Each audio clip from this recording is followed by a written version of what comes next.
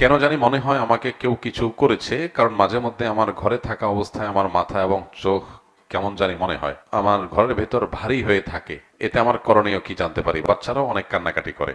দেখুন, বর্তমানে কোরআন তেলাওয়াত ঘর বাড়ি থেকে, বাসা বাড়ি থেকে উঠে গেছে। সকাল সন্ধ্যার আমল উঠে গেছে। মিউজিক আমরা চাইলেও ইচ্ছাকৃত অনেকে শুনে, আর অনেকে ইচ্ছাকৃত শুনে না, ইচ্ছা ছাড়া শুনে। মোবাইল ফোনের রিংটোনে শুনে, রাস্তাঘাটে শুনে।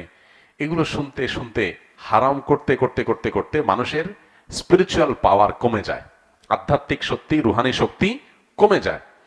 এর ফলশ্রুতিতে শয়তানের উপদ্রব, জিন্নাতের উপদ্রব, এগুলো অনেক বেশি বেড়ে যায়। তখন মানুষ নিজেকে আর সঠিক পথে আনতে পারে না, অসুস্থ থাকে।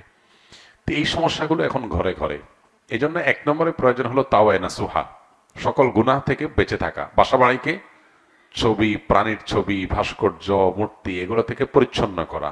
মিউজিক যাতে এক সেকেন্ডের জন্য বাঁচতে না পারে সেই ব্যবস্থা করা।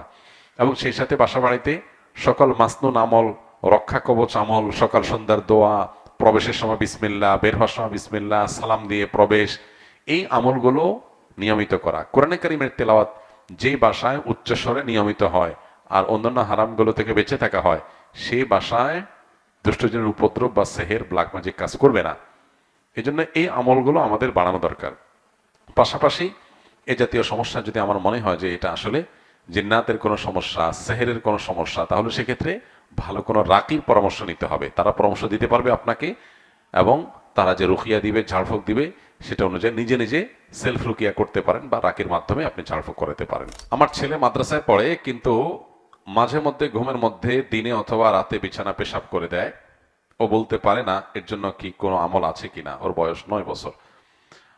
ভাই, প্রথমত বাচ্চাদের এই সমস্যাটা বেশি হয়, তারা ঘুমের মধ্যে পেশাব করে দেয়, বিছানা পেশাব করে দেয়।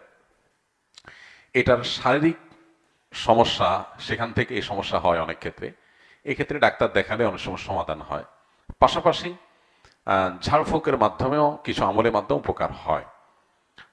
স্পেসিফিক কোনো আমল কোরআন বা হাদিসে আলাদা করে উল্লেখ করা নাই যে বিছানা পেশাবের জন্য এই আমল।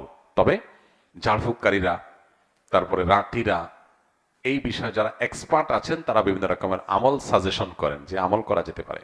কোরআন হাদিসের সাথে সাংঘর্ষিক না হলে সেরকম আমল করা যেতে পারে।